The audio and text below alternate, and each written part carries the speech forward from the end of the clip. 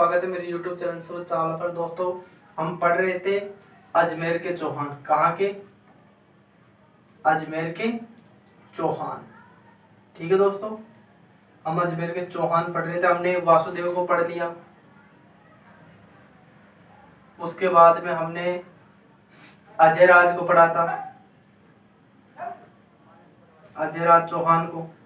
उसके बाद में हमने पढ़ा था अर्णोराज को पढ़ा था। उसके बाद में हमने विग्रहराज को पढ़ा था,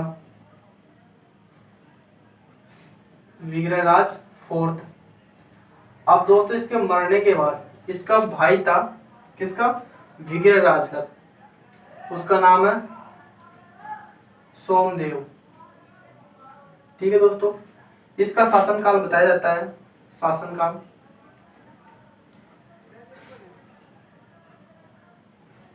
1169 से 77 के मध्य।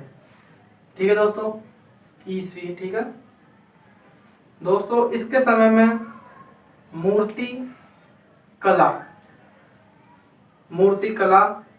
का बहुत ही मतलब ज्यादा प्रेमी था। इसने ज्यादा मूर्ति कला पर विशेष ध्यान दिया। बताया जाता है कि 1177 में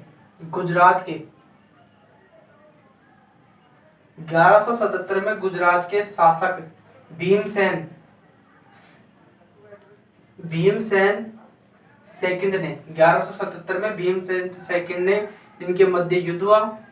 भीमसेन के और सोमदेव के मध्य युद्ध हुआ और उसमें इनको मार दिया गया भीमसेन के द्वारा। ठीक है दोस्तों, उसके बाद में बताया जाता है कि जब 1177 में ईस्वी में इनको मार दिया गया, तब इनका एक पुत्र था जिसका नाम था पृथ्वीराज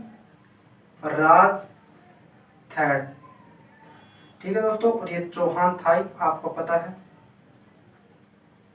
चौहान। दोस्तों, जो चौहानों में सबसे ज्यादा इम्पोर्टेंट है वो यही शासक है। वासुदेव, अजयराज, अर्णोराज, विग्रहराज और सोमदेव में जो सबसे ज्यादा प्रसिद्ध है जो चौहानों का, और ये दोस्तों अंतिम शासक भी यही है।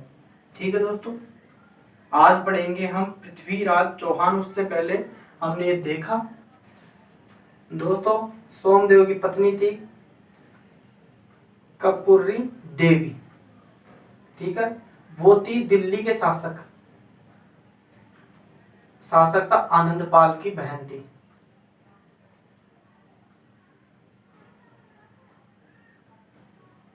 ठीक है दोस्तों, अब पढ़ेंगे हम पृथ्वीराज चौहान। विस्तार से पढ़ेंगे इसके बारे में, संपूर्ण जानकारी तथ्यों के साथ बताऊंगा मैं आपको, सन सहित, डेट सहित। ठीक है दोस्तों, आज हम शुरू करते हैं पृथ्वीराज चौहान। बहुत इंपॉर्टेंट टॉपिक है, स्किप मत करना वीडियो को, कहीं आपसे जानकारियां मिस ना कर दो। ठीक है दोस्तों, हम पढ़ेंगे आज पृथ्वीराज चौहान। इसके बारे में हम जानते हैं, इनका जन्म 1166 में जन्म हुआ था और जन्म के 11 साल बाद ये 1177 में मात्र 11 वर्ष की उम्र में ये शासनकाल इसने संभाला। और इन्होंने जो शासनकाल 11 वर्ष की उम्र में संभाला वो नाम मात्र था। इनका जो संपूर्ण शासनकाल इनकी मां द्वारा संचालित हो रहा था, कर्पूरी देवी। ठीक है दोस्तों, ये शासनकाल यही संभाल रही थी इनकी मां, तब ये बच्चे थे। उसके बाद 1 साल बाद बताया जाता है कि 1178 से पृथ्वीराज ने स्वयं शासन को संभाल ली और उसके संभालने के बाद अपने जो राज्य का जो विस्तार है उसको बढ़ाने लगा। ठीक है दोस्तों, उसके बाद की बात की पढ़ेंगे हम। दोस्तों, पृथ्वीराज चौहान के बारे में हम पढ़ते हैं। सबसे पहले हम, ये राजस्थान है। ठीक है दोस्तों, यहां पड़ता है अजमेर। अजमेर है यहाँ पे। ठीक है, आपको पता ही है। हम देखेंगे इसमें क्या क्या पढ़ेंगे, उसके बारे में बता रहा हूँ। उसके बाद में हम इसे देखते जाएंगे। इसके बाद में हमने ये पढ़ा, फिर ये पढ़ा। यहाँ का एक जगह है भंडारक।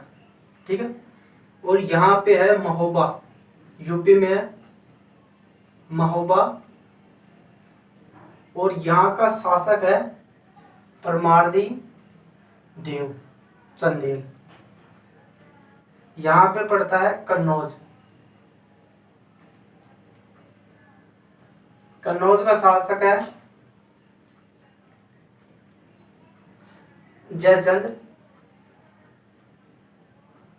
जयचंद गढ़वाल। ठीक है दोस्तों। और यहाँ पे गुजरात में, कहाँ पे, गुजरात का एक शासक है भीमसेन, जिसे हम द्वितीय बोलते हैं। और ध्यान रखना दोस्तों, भीमसेन ने ही 1177 ईस्वी में पृथ्वीराज चौहान के पिता को मारा था। ठीक है दोस्तों, हम पढ़ेंगे इनके बारे में, पहले ये पढ़ेंगे, उसके बाद में ये पढ़ेंगे, फिर ये पढ़ेंगे, फिर उसके बाद में जयचंद पढ़ेंगे, और उसके बाद में भीमसेन, सबका विस्तार से पढ़ेंगे।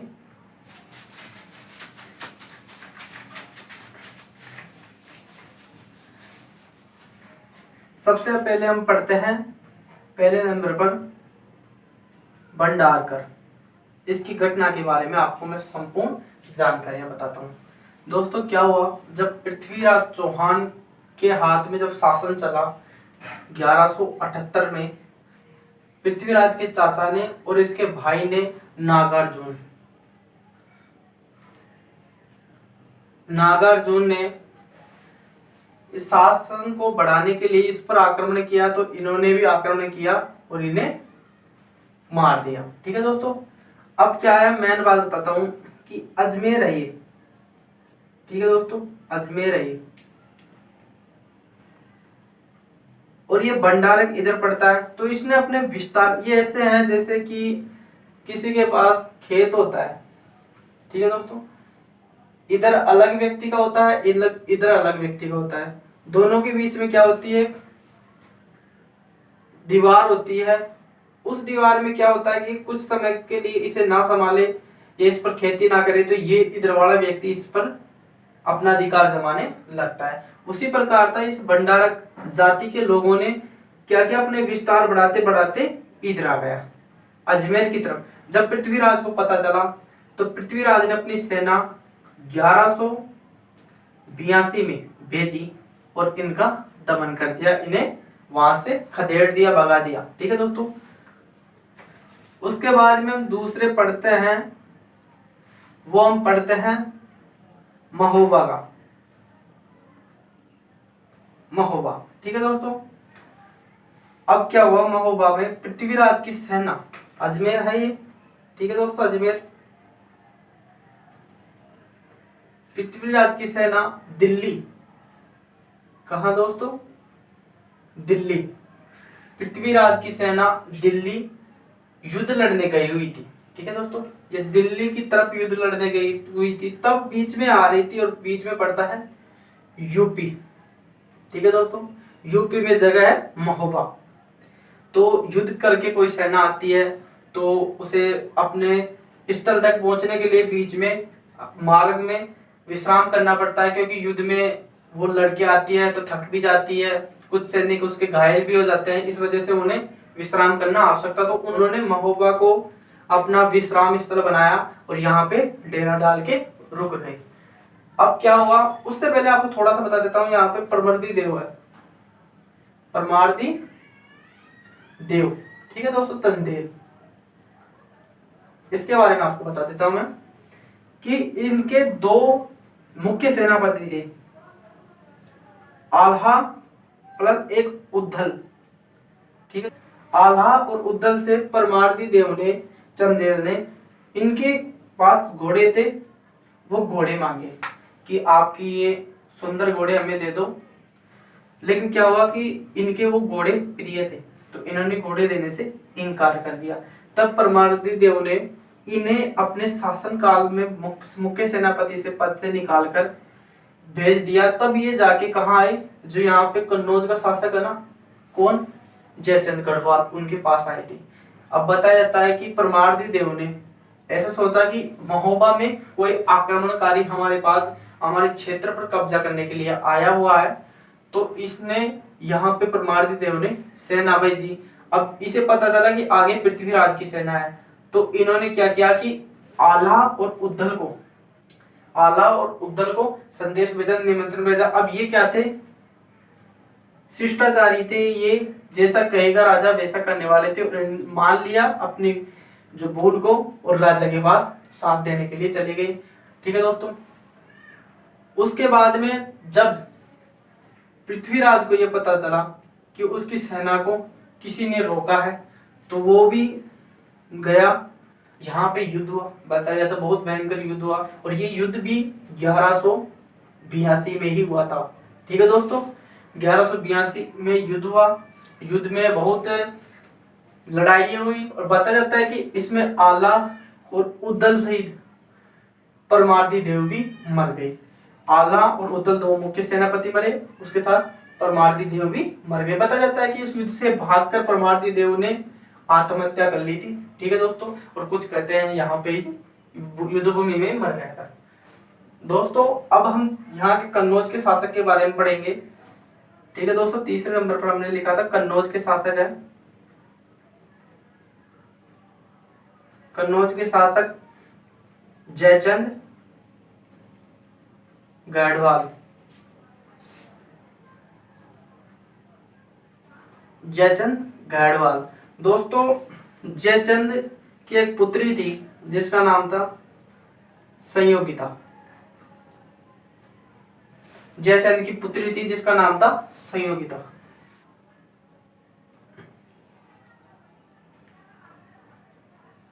राजस्थान में अजमेर यहाँ पे है और कन्नौज यहाँ पे।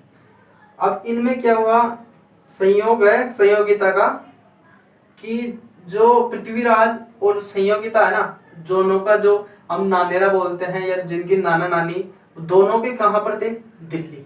ठीक है दोस्तों, ये संयोगिता का संयोगी मान लो आप।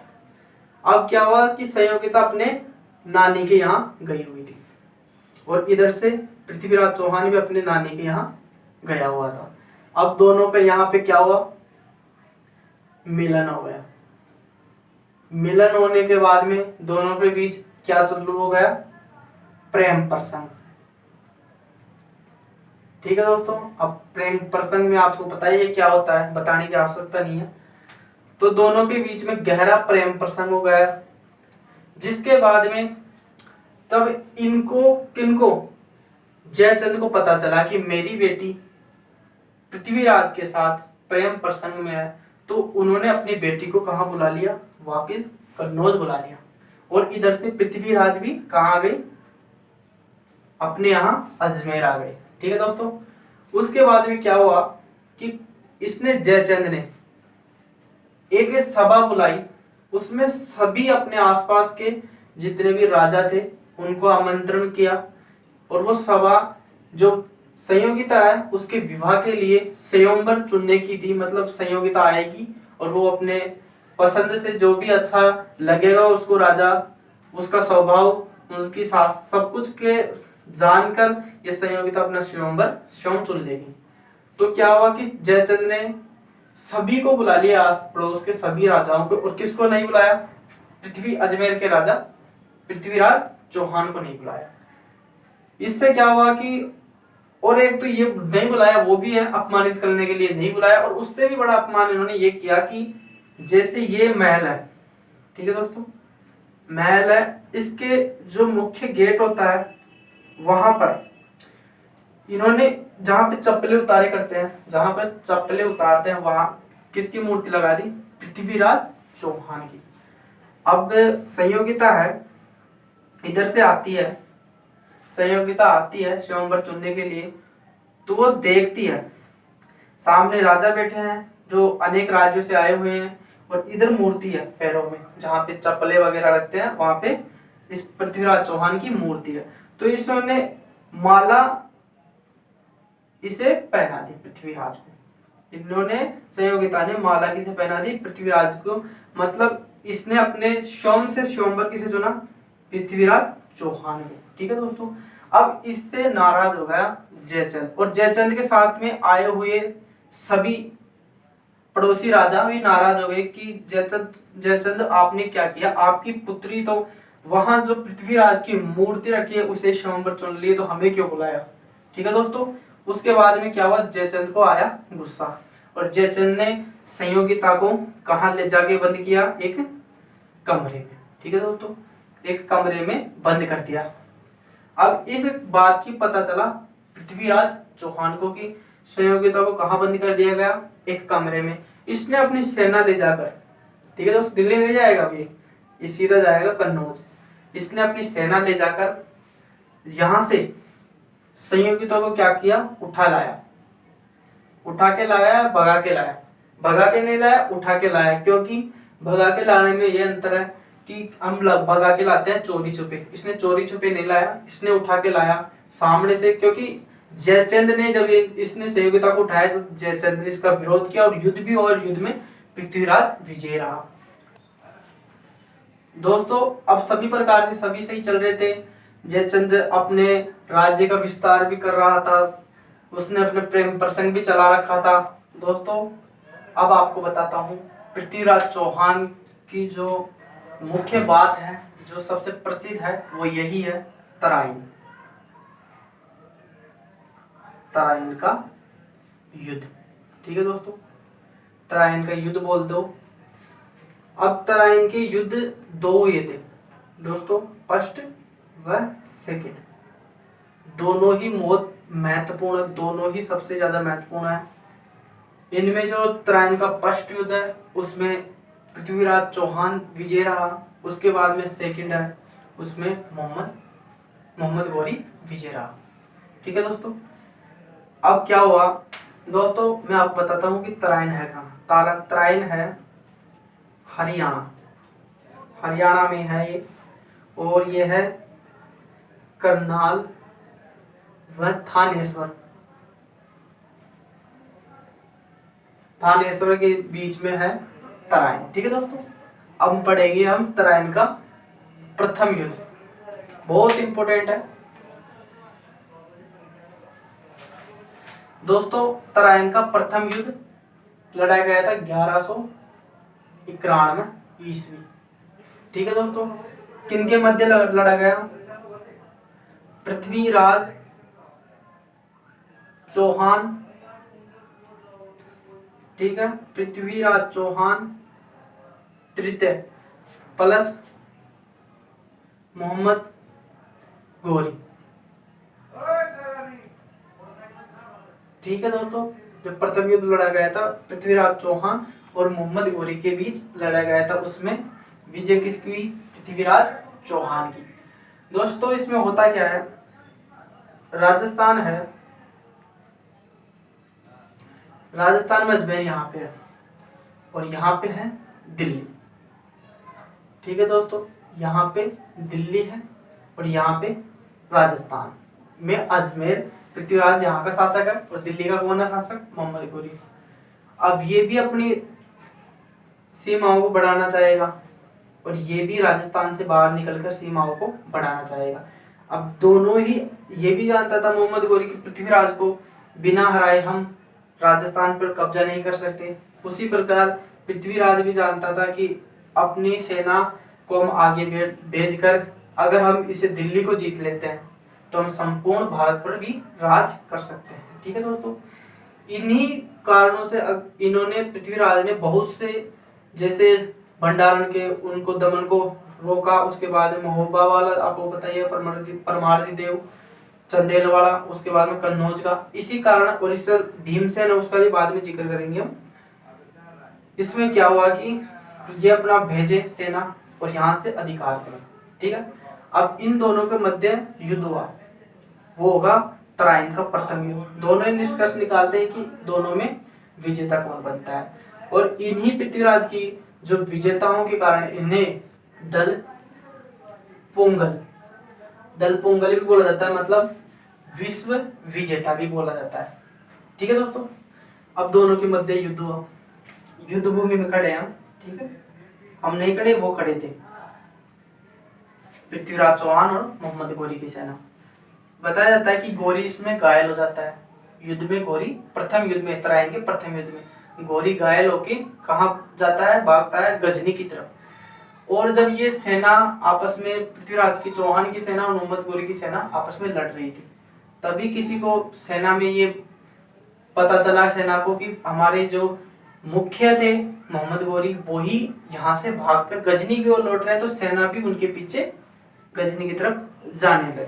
जो इतिहासकार हुए हैं उन्होंने ये, जैसे ओझा हुआ है या मुख्य इतिहासकार और भी हुए हैं, उन्होंने बताया है कि पृथ्वीराज की जो गलती है सेकंड युद्ध की तराइन के, उन वो नहीं होता अगर ये मोहम्मद गोरी की सेना जो हारी हुई थी एक तरीके से, जिसका शासक ही भाग जाता है, वो सेना कमजोर पड़ जाती है और उसकी हार निश्चित है, और वो भाग रही थी।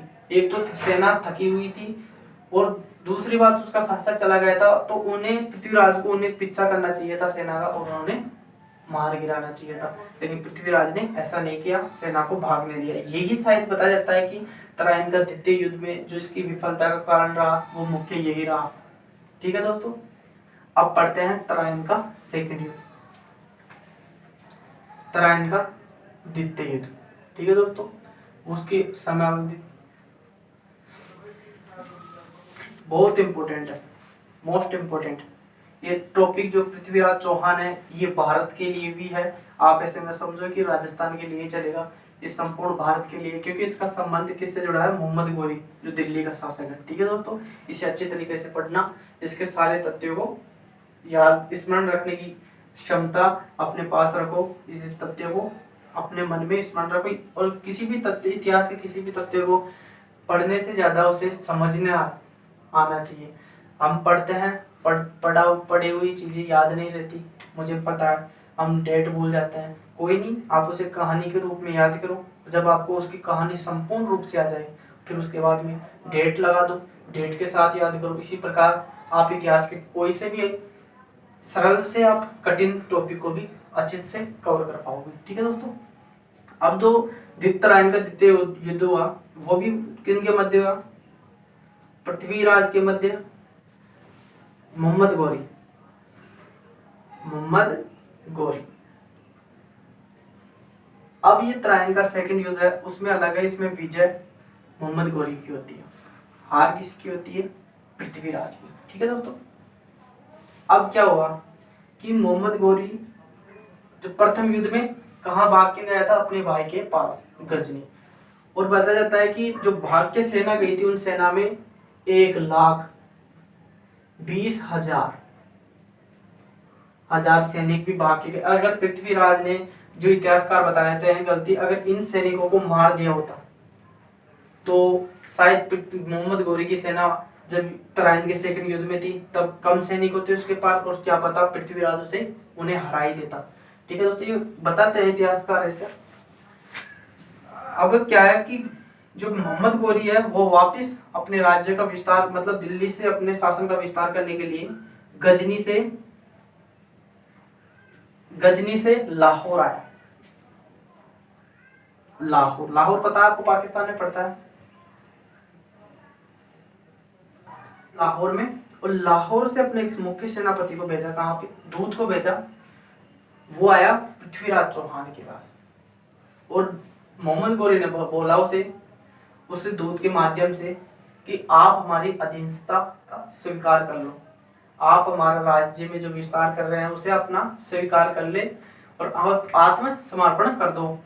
तब पृथ्वीराज ने बोला कि या तो तुम चुपचाप चले जाओ या फिर युद्ध के मैदान में आ जाओ। बताया जाता है कि लाहौर से सीधे मोहम्मद गोरी कहाँ गया, तराइन में, जहाँ पे युद्ध का मैदान है। अब क्या हुआ, पृथ्वीराज है, पृथ्वीराज यहाँ से प्रेम प्रसंग चल ही रहा था, इसका आपको पता ही है, संयोगिता के साथ। अब ये इसमें प्रेम लीला में मग्न था, उधर मोहम्मद गोरी सेना की बात कर रहा था। तब इनके मित्र हैं गोविंद राज ने, जो प्रथम तराइन के प्रथम युद्ध में भी इनके साथ ही थे। बताया जाता है कि गोविंद राज का मोहम्मद गोरी ने बाले से उनके दांत तोड़ दिए थे। तब उन्होंने, गोविंद राज ने बोला कि पृथ्वीराज आपको सेकंड युद्ध में जाना है, तराइन के युद्ध में जाना है, हमें युद्ध की तैयारी करनी चाहिए, ना कि आपको प्रेम प्रसंग में पड़ना चाहिए। तो ठीक है, तो उसके बाद बताया जाता है कि पृथ्वीराज ने प्रेम प्रसंग को छोड़कर युद्ध के लिए तैयारियां तो नहीं की थी, हम मान सकते नहीं की थी। कुछ सेना, बिल्कुल बहुत कम सेना लेकर तराइन में पहुंच गए। ठीक है दोस्तों, अब आमने सामने हो गए मोहम्मद गोरी और पृथ्वीराज। बताया जाता है कि मोहम्मद गोरी अपने झांसे में लेना चाहता था या और कुछ। मोहम्मद गोरी ने बोला कि मैं आपसे युद्ध लड़ने नहीं आया, मैंने आज तक जितने भी युद्ध लड़ा हूं उनसे पहले मैंने संधि के बारे में सोचा है, तो मैं आप युद्ध मत लड़ो, मैं पहले अपने भाई से संदेश भिजवाता हूं कि मुझे युद्ध लड़ना है आपसे या संधि करनी है। पृथ्वीराज यहाँ आश्वस्त हो जाते हैं और बोलते हैं कि महीने 2 महीने लगेंगे वहां से गजनी से संदेश आने में। तो ये क्या हुआ कि रात्रि में आनंद फरमा रहे थे, रात्रि में आनंद प्रमोद फरमा रहे थे। ठीक है दोस्तों, विश्राम कर रहे थे अच्छे से खूब। इनको ऐसे लग रहा था कि मोहम्मद गोरी आक्रमण नहीं करेंगे, वहां से संदेश आने के बाद में कुछ आगे बात होगी।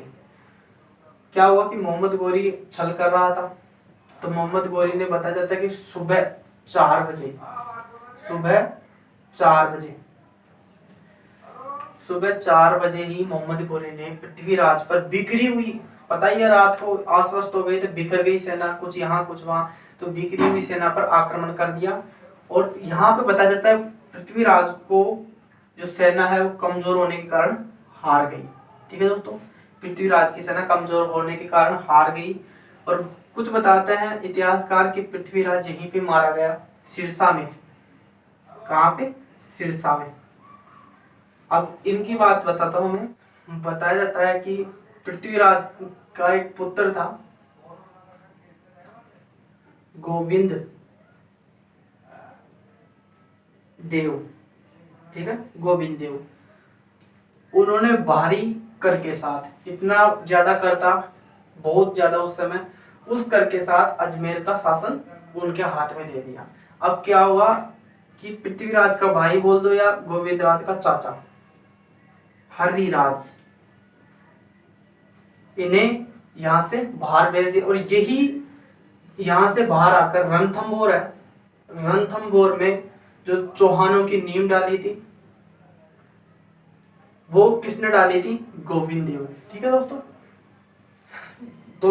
अब आपको बताता हूं पृथ्वीराज का जो मरा है उसके बारे में इतिहासकारों में मतभेद है। अब वो ग्रंथों के माध्यम से बता रहे हैं।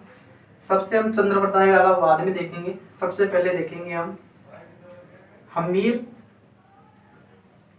महाकाव्य।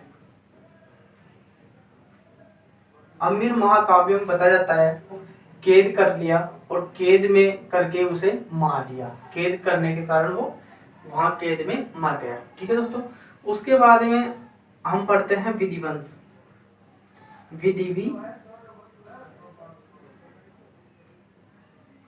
विधिवंश। ठीक है दोस्तों, विरुद्ध विधिवंश। ठीक है दोस्तों, ये बताते हैं कि पृथ्वीराज रणभूमि में मारा गया,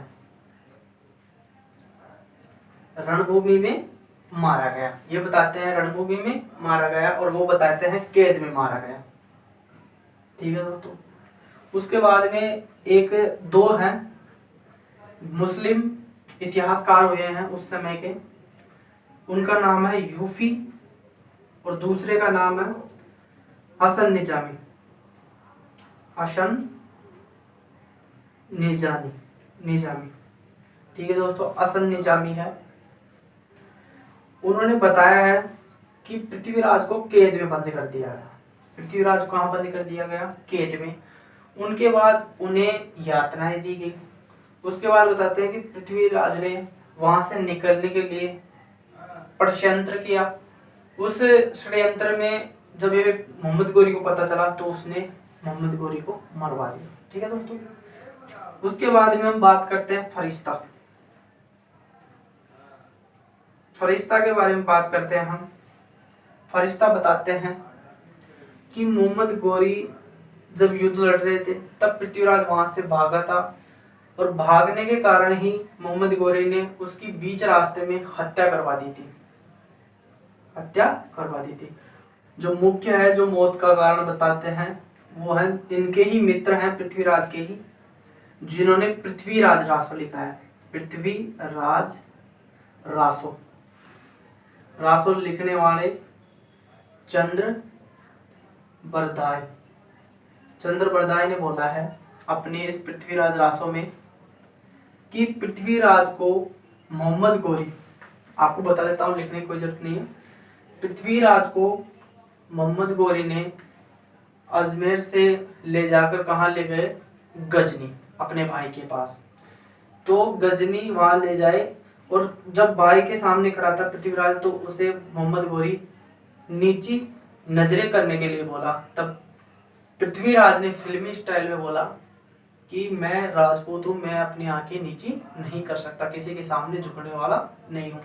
बताते हैं कि मोहम्मद गोरी को गुस्सा आ गया और उसने उसकी आंख फोड़ दी और कैद में डाल दिया।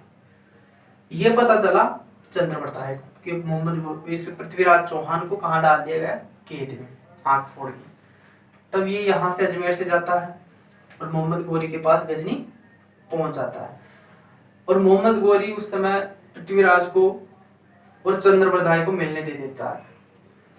तब चंद्रबरदाई ने उपाय दिया कि मेरा राजा, मेरा मित्र ऐसा है जिसकी आंख नहीं होने या फूटने के कारण भी वो शब्द भेदी बाण चला सकता है। शब्द भेदी बाण का मतलब ये होता है कि अभी हमारी आंखें अगर फूट जाए या हमें दिखाई भी ना दे, हम आंख बंद भी रखे तो हम शब्दों के अनुसार जैसे शब्द बोले जाते हैं वैसे बाण चला सकते हैं। ठीक है दोस्तों, तो ये चलाते हैं। इन्होंने ये बोला कि चला सकते हैं, तो पृथ्वीराज को इन्होंने सहायता दी तो पृथ्वीराज भी मान गए कि वो चला सकते हैं और चलाकर देखते हैं। तब वो आए मोहम्मद गोरी। जब मोहम्मद गोरी को पता चला कि ये पृथ्वीराज शब्दवेदी बाण चलाना जानता है तो उसकी कला देखने के लिए यहाँ पे लगा था जो मुख्य महल था, उस महल में पृथ्वीराज चौहान को लाया गया शब्दवेदी बाण की कला को देखने के लिए। उसका भाई बैठा हुआ था और उसके पास में मोहम्मद गोरी बैठा हुआ था। अब यहाँ पे चंद्रबरदाई इसके साथ था। तो चंद्रबरदाई ने बोला कि मोहम्मद गोरी आप इन्हें बोलो कि ये इन्हें आज्ञा दो कि ये शब्दवेदी बाण चलाए। अब चंद्रबरदाई ने इसलिए बोलना चाहता था कि ये पृथ्वीराज चौहान इनकी आवाज सुने मोहम्मद गोरी की और इन्हें पता चले मोहम्मद गोरी किस दिशा में बैठा है। तब इन्होंने बोला कि चलाओ पृथ्वीराज बाण चलाओ शब्दवेदी। तब चंद्रबरदाई लिखते हैं और बोलते हैं शब्दवेदी बाण के शब्द बोलते हैं, वो आपको बताता हूँ। क्या बोला इसने? 4 बार 24 गज अंगुल अष्ट परमार तापर बैठे सुल्तान मत चूक चौहान। तब बताया जाता है कि पृथ्वीराज ने शब्दवेदी बाण मोहम्मद गोरी की तरफ चलाया और मोहम्मद गोरी के जा लगा और मोहम्मद गोरी मर गया। उसके बाद में चंद्रबरदाई ने कटार निकाल के पृथ्वीराज को मारा। उसके बाद में स्वयं अपने कटार चला के अपने भी खुद को भी मार दिया। ठीक है, तो राज भी मर गया और ये भी मर गया। ठीक है दोस्तों, ये चंद्रबरदाई का, जिसे इतिहासकार नहीं मानते, इतिहासकार इसे नहीं मानते कि ऐसा हुआ होगा। इतिहासकार ऐसा ही मानते हैं कि इसे युद्ध से ले जाया गया और युद्ध से ले जाकर इसे कैद में बंद कर दिया गया और कैद में बंद करने के कारण ये हो सकता है ये षड्यंत्र कर किया हो बाहर निकलने के लिए कैद से और उस वजह से उसे मार दिया। ऐसा इतिहासकार मानते हैं। चंद्रबरदाई की बात को बहुत कम मानते नहीं इतिहास में। दोस्तों मैं आपको आगे बताता हूँ। तीतरायन के सेकंड युद्ध में पृथ्वीराज की हार के सबसे बड़े जो कारण बताए इतिहासकारों ने वो इस प्रकार है। ठीक है दोस्तों, हमने जो मुख्य कारण वो तो पढ़ ही लिया। सेना 1 लाख और 20,000 सेना थी, वो वापस गजनी लौट कर चलेगी। तराइन के प्रथम युद्ध में अगर पृथ्वीराज ने मार देता तो सेना बहुत कम होती है। तो पहला कारण था जो हमने पहले पढ़ लिया। ठीक है दोस्तों, उसके बाद के कारण देखते हैं। और भी मुख्य कारण है। सबसे पहले अपने चारों ओर के राजाओं को अपना शत्रु बना लेना। जैसे आपको पता ही है भंडारन, भंडारकर। उसके बाद में आपको बताया महोबा में, महोबा का किस्सा बताया था आपको मैं, परमार्दी देव चंदेल, ये भी शत्रु। उसके बाद में संयोगिता जिसका पिता जयचंद था, उसकी पुत्री से प्रेम प्रसंग के कारण भी जयचंद। बताया जाता है जयचंद ने इस पृथ्वीराज का साथ ना देकर मुस्लिम मोहम्मद गोरी का साथ दिया था युद्ध में। ठीक है दोस्तों, उसके बाद में यहाँ पे भीमसेन, आपको पता होगा, मैंने बता दिया कि भीमसेन सेकंड नहीं द्वितीय नहीं, पृथ्वीराज चौहान के जो पिता थे सोमदेव, उनकी 1177 में क्या कर दी थी, हत्या कर दी थी। ठीक है दोस्तों, युद्ध में हत्या कर दी थी। ये इनके दुश्मन, जब किसी भी राज्य के इतने दुश्मन हो जाते हैं तो उसका पतन दिखता ही है। उसके बाद में पढ़ते हैं युद्ध की तैयारी न करना। पृथ्वीराज तराइन के प्रथम युद्ध में मोहम्मद गोरी को बहुत कम क्या बिल्कुल ऐसा मान रहा था कि वो तो कुछ भी नहीं है, उसके बाद में सेकंड युद्ध होगा तो देखा जाएगा, ऐसे करके उसको छोड़ दी, युद्ध की तैयारी नहीं की। दोस्तों बताया जाता है कि 1 साल 1191 में प्रथम युद्ध होता तराइन का, उसके बाद में 1191 से 92, 1191 से और 92 के बीच में 1 साल का गैप हो जाता है। तो इसने 1 साल में कुछ भी तैयारी नहीं की और उधर मोहम्मद गोरी ने 1 साल में संपूर्ण तैयारी कर ली थी, जिसके बलबूते ही वो युद्ध लड़ने आया था। तो ये भी बताया जाता है मुख्य कारण उसके आगे। उसके बाद में आमोद प्रमोद में व्यस्त रहना। दोस्तों जब पृथ्वीराज को मोहम्मद गोरी ने से बता दिया कि मैं संदेश भिजवा रहा हूँ, इस वजह से वो रात्रि विश्राम करने लगे अच्छे से, और बोलते हैं आज के जमाने में बोलते हैं पार्टी वगैरह करने लगे, वैसे टाइप में कर रहे थे। मतलब आमोद प्रमोद में व्यस्त हो रहे थे, संपूर्ण तरीके से विश्राम समझ लो। कुछ सैनिक यहाँ टहल रहे थे, कुछ सैनिक वहां, ऐसे करके बिखरे हुए सैनिक थे। ये बताया जाता है कि रात्रि विश्राम के कारण भी ऐसा ही हुआ। और आपको पता है सुबह 4 बजे ही आक्रमण कर दिया था मोहम्मद गोरी ने। ठीक है दोस्तों, उसके बाद में दुश्मन को कम आंकना। ठीक है दोस्तों, दुश्मन को बिल्कुल कम आंक रहा था पृथ्वीराज चौहान। चौहान ने सोचा कि हम जैसे तराइन के प्रथम युद्ध में हरा दिए, तराइन के द्वितीय युद्ध में भी हरा देंगे, कौन सी बड़ी बात है, वही शासक है जो मोहम्मद गोरी है, पहले वाला ही मोहम्मद गोरी कैसे भगाया था गजनी। ये नहीं सोचा कि उस समय उसकी युद्ध रणनीति कैसी थी, अब इस समय उसकी युद्ध रणनीति कैसी हो सकती है। ठीक है दोस्तों, ये भी बताया जाता है कारण मुख्य। और सबसे जो बड़ा कारण बताया वो ये भी बताया जाता है संयोगिता से प्रेम प्रसंग। दोस्तों पृथ्वीराज चौहान संयोगिता से प्रेम प्रसंग के कारण युद्ध के बारे में ध्यान ही नहीं दिया, संपूर्ण युद्ध के बारे में ही ध्यान नहीं दिया। और जो सबसे मेन कारण है वो आपको बता दिया मैं। ठीक है दोस्तों, के बाद में तभी कहा जाता है कि पृथ्वीराज में रासों में कि जो चंद्रबरदाई है,